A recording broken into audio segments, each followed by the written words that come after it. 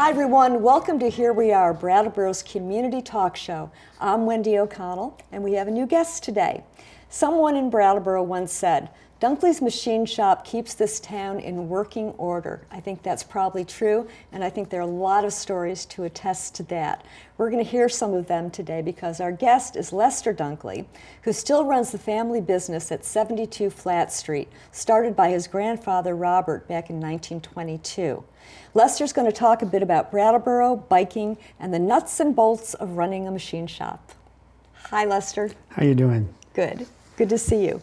You know, I just said 1922. Was that correct? It's correct. It's correct. So it was 100 years last year. It's 100 years this year. Oh. You know, when were you born? Were you born at 1 year old or 0? Oh, I know, Lester. This is an ongoing argument, right? Yeah. It's very, and it just confuses people. Did you celebrate, or are you going to celebrate? Haven't celebrated yet. Okay. Yeah. You got some time. Yeah. So Lester, you were born and raised in Brattleboro.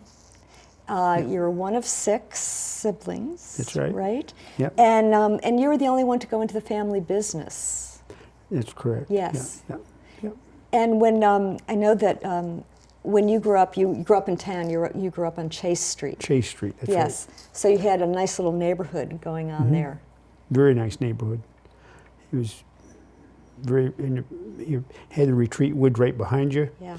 And we had a lot of people in that neighborhood that were really fun to be with.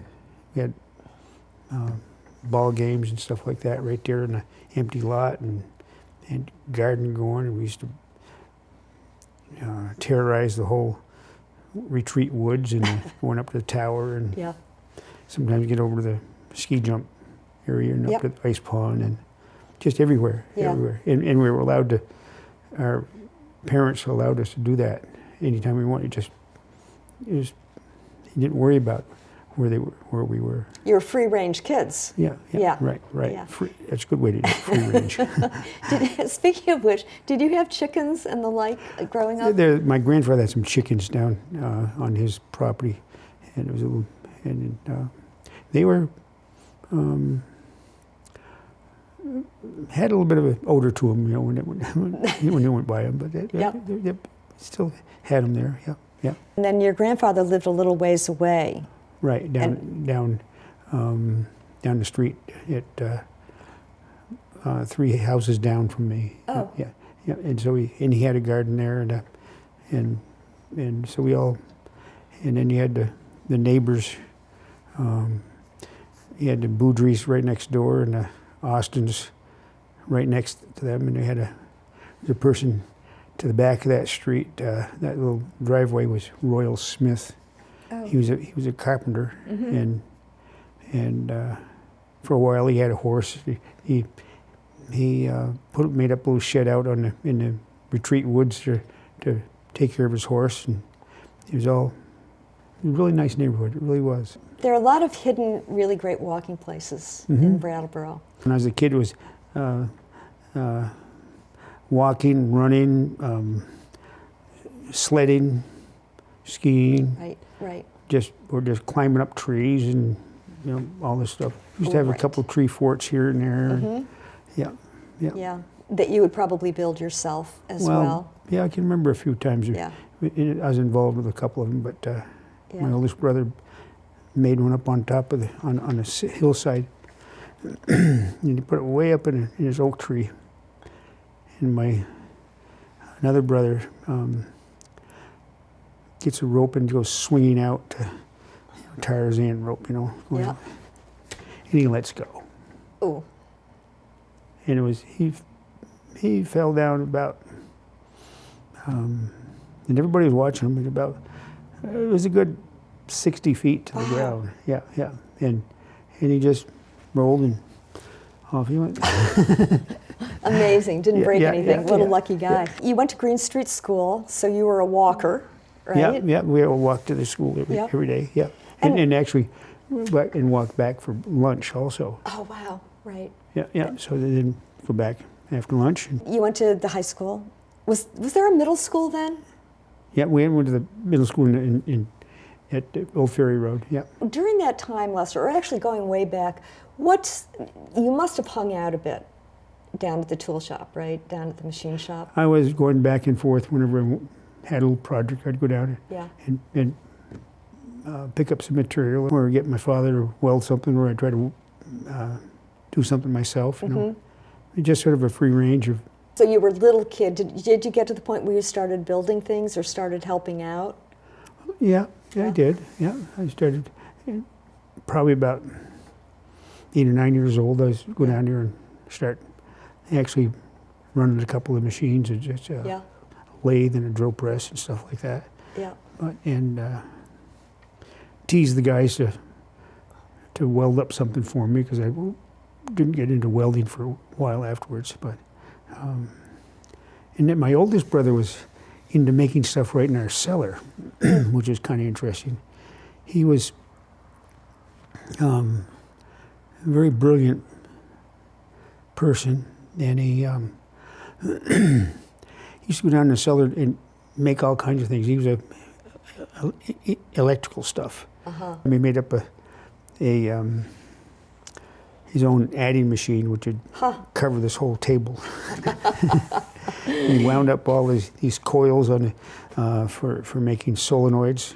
Interesting. And it was just stuff he did was just right in the basement. Just, right. With a bunch of stuff he had hanging around. Yeah.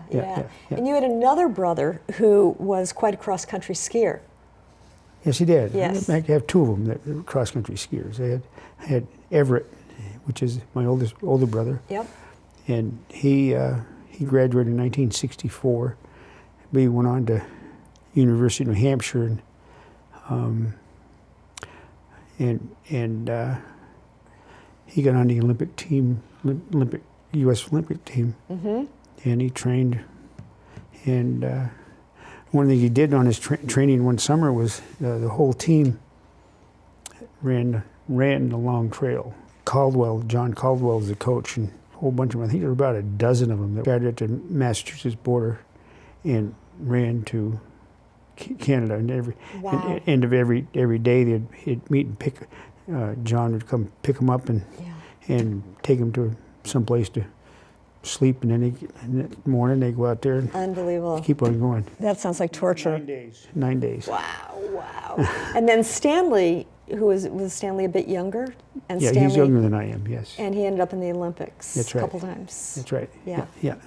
And his daughter as well was a biathlon Olympic skier. Yeah. Yeah. Yeah. So and you did some downhill. I did very little downhill. I just sort of went up to Hogback. That was about the limit of my skiing was Hogback, or once in a while Maple Valley, but that was it, you know. And I just did it for recreation or just fun, right. And used to, you know, go around and climb up a hill and go going down and stuff like that. There was a bus, I guess, that ran from Brattleboro to Hogback on Saturday mornings. That's really great. It was fantastic to have that. Yeah. And then to have a ski area that would accept all these people to come up with a bus and at the time, and then and at that time the packing the slopes was not done with a groomer. A lot of it was they did have a bulldozer set up with some big wide tracks on the back and on it, and would pack it some, but they'd have the outing club members pack with their skis, pack the slopes. Yeah. Human packing of snow, right? Yeah. And Dunkley also had something to do with the ski lift or rope tow. Rope tow, that's right. Yeah, the shop had helped them get the rope tow working, and they used an old car engine or something like that, and set it up, and it didn't run on rope tow. It was just run on the practice slope. Was that at Memorial Park or at Hogback? Hogback. One of the first tow they had up there was that. Yeah. That must have been fun. Oh yeah, it was fun. Yeah. Let's talk about some of your bike trips. We can go back and forth a little bit here. But you went cross country on a bike. Yes, I did. Yeah, I went from here to Spokane, Washington on a bicycle. 1968. And I just finished up 2 years at Vermont Tech, and I was enlisted in the Coast Guard, and I said, well, I'm going to take a ride on a bicycle because I'm not too sure where it's all heading with the Vietnam War and everything else. This was before lightweight bikes. You had a 10-speed, right? Right. But there was nothing fancy about it. It was a Swin Varsity with the fenders and everything else, and wow. It was a rugged bike, and it was a nice bike. Yeah. But a lot different than what I'd pick today, I'll tell you that much. Right. And were you camping along the way? Camping along the way. So you had all your gear with you? All the gear. And I'd sleep underneath a picnic table or something like that. Just put a tarp over the picnic table and sleep under it, or whatever, wherever I could, or, go over the side of the road someplace and just, the things out. You do when you're young, right? Yeah.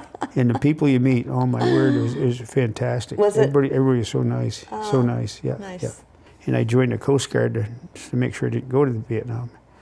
And so I get in the Coast Guard in boot camp, and they say, for all you pukes that are coming here to get out of going to Vietnam, we'll have you know the Coast Guard drove there more than any other service. Wow. But the New York City Police Department was bigger than the Coast Guard. Wow. So it's by percentage-wise, we were over there more than any other service. Wow. We were scheduled to go over there, and I was on a 378 cutter that was out of 378 feet long. That was out of Boston, called the Beltwell, and we were scheduled to go with our sister ship. It was the same size ship, but about 2 years older than ours, to go over there, and we trained for it. Went down to Guantanamo Bay work with the Navy Training Center down there to understand what it was all about. And we came back up and trying to get all the stuff all ready to go. Nixon's first cutback was our boat. Wow. So they didn't know what to do with us, so they says, okay, why don't you go down to the Coast Guard Academy and pick up some cadets and go over the Mediterranean and back as a training cruise for the cadets. That was nice. That was nice. The Mediterranean instead of Vietnam. What we were doing is just transporting the cadets so they get a little bit of sea time is what we're doing. And so we went over there and stopped in Spain and Italy and France. And coming back, we stopped in Madeira, a little island there, and came back. And while I was over in France, I asked the captain if I could meet the ship in the next port in Italy. And he thought about it a while. He says, "I'll let you do that." So because you had your bike with you. I had my bike with me. Yeah, had my bike with me. So I cheated a little bit. I went to put the bicycle on a bus, and I went up to Switzerland, and then rode over from Geneva over to Siblin Pass, and I started pedaling up that, and it was the most beautiful ride I've ever seen. Just going up that mountain, and breathless, just a beautiful day, and you get up towards the top, and you're looking down over, and you're seeing these the goat chewing the grass on top of the little hut there and everything else. And go up a little higher, and right up near the top, you have the water running over the road. So as you're going through a little cutout to make like a tunnel. And I didn't know it until I got up there. I never checked to see if that pass was open or not. And it opened up 2 weeks before I went over there. Yeah, so I thought that worked out pretty good. You had a lot of really good timing of things during that time. And just by pure luck. Yeah, pure luck. Quite a tour of duty, by the way. For late 60s, early 70s. You also went to Haiti, though. Yeah, right? We did that when it was down in Guantanamo Bay for training. One weekend, we decided to they decided to give us some off time to to go to Haiti. So we were to Cape Haitian, and oh, what a place that was! Oh my God, you go in there and the people were really poor. You could tell and I'll never forget seeing some of the natives that were colored people, and have instead of having black hair, they had orange hair, and they weren't getting very good nutrition, but their belly was distended. Yeah. It was just, and you say, wow, this is it, and all the occupants on that island were scared of the police because they were riding around with shotguns and automatic weapons, and they didn't care if about the natives if they had a problem with them. Well, that must have been really hard to experience. It was kind of a weird thing to go through. After being 4 years in the Coast Guard, I came back and decided I was going to work at Dunkley's. Did you and your grandfather and father ever work all together there? Yes, my grandfather was still around there when he'd come in and do a couple things once in a while. Not very much, but so it's mostly your dad. When I was in high school, he'd be hanging around down there. Yeah.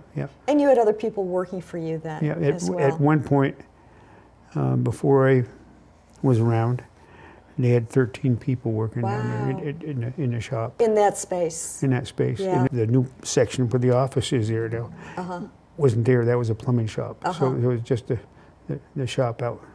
So you were really you were producing a lot of work and working for all kinds of different people and companies during that time. Yes. Your grandfather started as rebuilding auto engines. He worked at the Stellan machine shop before 1922, up till 1922, and then he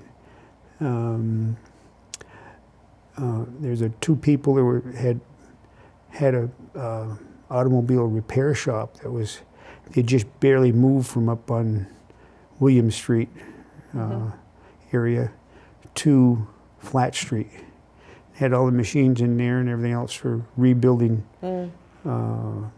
gasoline engines and such. And they were, about that time, the whole industry, the manufacturing, car manufacturers would be taking in to rebuild engines back in their own shops. Right. And so they were left high and dry. So my grandfather stepped in and helped them out and says, we'll take on anything and everything that comes through the door. So, and been quite a ride. It's quite a few different things that have walked through that door. Yeah. You know, you've talked about how you're a problem solver. So people walk in the door, no problem's too big, too small, or too unusual is something that you said. Can you give us any kind of snapshots? I had this one lady call me up one day, and I'd seen her before around town and everything. And her last name is Williams. Ted Williams. Oh. Second wife. The baseball player? Yes. Wow. Yes. In Brattleboro? She had a place in Putney. Ah. Lived in Putney. And she called me up and says, can you cut cast iron with a torch? And I thought about it and I says, no, you don't usually cut cast iron with a torch because you can't blow the stuff out of your cut that they're heating up because it doesn't want to, doesn't work very good. But I've once in a while I've cut some cast iron with a torch by when I didn't want to, you know, and then she said, well, I took a welding class and reading this textbook, and she told about cutting cast iron with a torch. I says, oh yeah? She says, yeah, and you feed in some steel rod as you're doing it. I says, I've never heard of that. And she says, and I said, I might try that. She says, well, when are you going to try it? I said, I might try it this afternoon. I'll be right down. Yeah, and she's quite an interesting lady. Were you able to do it? Yeah, we played around for about an hour. Yeah. And we burnt up some cast iron. Yes. Yeah. You've worked a lot for the town with town maintenance things. I would assume lots of different kinds of things with that, and I would assume farmers come into you. Farmers would just come in. A lot of farmers come through with all kinds of things. They're running through some tough times right now. So yeah. But every so often we come in. And, yeah. Yeah. Any interesting problems the farmers have? They have a lot of interesting problems, you know. Yeah. Lester, what part of the job do you like best? Meeting people. Really? Yeah. It's and the other thing about meeting people, you get an idea of what's going on and different things that are going on in the area. Yeah. You know, over the years, there's been an awful lot of interesting ideas go through this town. It's unbelievable, unbelievable who you meet and what you do, what you're doing. You have the anything from truck drivers to glass blowers to farmers and construction people, and all kinds of things. They're just endless, Yeah. or just people with minor things they need some help with. Yeah. As the years have changed, I'm sure that Dunkley's has changed. The business itself has changed a lot over these years, as has the neighborhood. Yeah. Neighborhood has changed a lot. Yeah. We got that parking garage over there, and it's been. I think it's an eyesore myself, but I wasn't in favor of it when they put it in, but I figured they weren't going to slow the town over from not doing it, so I should have tried to live with it. And the I think we had a lot of garages that need metal and stuff to work on cars, or bolts or something. And one person I really miss is Stanley Lines. He was just an unbelievable guy. Yep. Yeah. And help anybody out, and very knowledgeable about everything. I would think that you would have a lot of things to trade, stories and machinery. Yeah, we could just, trade back and forth ideas and everything else. Yeah. And you also had Andre's Polish food cart there for a while too, which is kind of cool. He was there. That was pretty neat. Another big personality. Yeah. You had a nice little thing going on there. Plus, now you've got New England Youth Theater, and Turning Point. Turning Point is right down the road from you. The store for your used. Experienced goods. Is over into the church building. Yep. And it's got twice as much room as it had before, and I guess they're doing quite well. Yes. Lester, what was there before the church building, or what was in the church building before? Well, they were making toilet seats at the church building. Church was the best seat in the house. That was what's on the box when they. I don't remember that. You don't remember that? No. Along with the toilet seats, they were made school furniture desktops. Oh, really? They set up the whole operation. They were making anything from casket tops to shuffleboard coasters and stuff like that. Right. And they weren't making toilet seats, but they were making the desktops. And you'll still see some of them. And another thing, my neighbor, as a kid, worked at this church company, and I can remember getting a Christmas present from him, and it was a coffee table made out of from that, and there was like a checkerboard on the top of it. It was all inlaid, right in it, and it was very, very durable. And that was and they used to make like checkerboards without being into a table, but they were really, really super dense. It was used wood flour and resin, and they steamed it. And I remember going over there when they were putting in the machines, a big press over there, and I think it was like a 300-ton press that it had steam heat going into the throat of it to bake the furniture tops. There's a lot of industry on Flat Street There over the was years. an awful a whole lot. You took a big hit with Irene coming through, yeah. and you got a lot of great community support on that. A lot of people sure helping did. you. Yeah. And Stanley did too. When he got hit harder than I did. Did he? Huh. Yeah. He was flooded right out. He protected my shop because he had those 2 trucks out there, and it diverted the water away from my place a little bit, and it went over and went into the church building instead. Yeah, it's kind of interesting that I only had a little bit of mud come in underneath the door in my front shop, and really, and the backyard was kind of messed up. Yeah. But Stanley had to water up, wow, up to 2 or 3 feet in his shop. Yeah. The photos from that time were really remarkable. Let me ask you this question first, and this is a question I think a lot of people have wanted to ask you, and you know what it is. What's up with the frogs?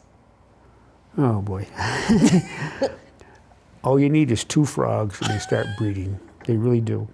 And my first couple of frogs came from Jim Severance, who had the shop right where the motorcycle shop was.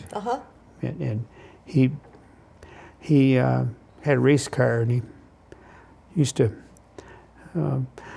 race both Saturday and Sunday. So in the meantime, Saturday night he'd have something he needed to fix,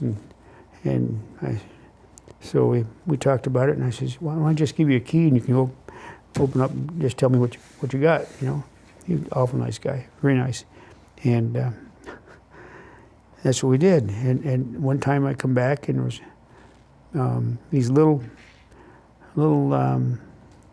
like a papery type of frog on a lily pad with a little wire attached to it. You can hang them anywhere. You could put them in your trees behind you, or on your desk, or anywhere. And there were over 100 of them all over the shop. Oh my God! In the bathroom, around the sink, in my bins, on the machines, hanging from the light change, all this other stuff, and he got me pretty good that time. Wow, that's nice, because I think for a lot of folks who haven't been inside Dunkley's, which you should definitely go and check out the inside of Lester's place, because it is remarkable. There's no place like it in town.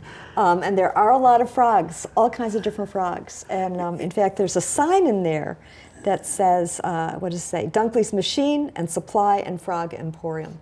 Yes. Lester, you've been there a long time.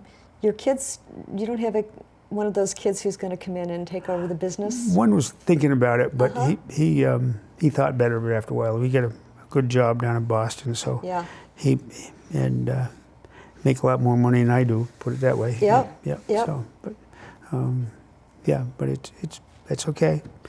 I had my run here, so when it's done, it's done. That's all. Yep. It'll be a while yet. Well, I don't know when it's going to happen. I don't know. I'd like to keep it open for another year or 2, but I find myself sometimes having problems.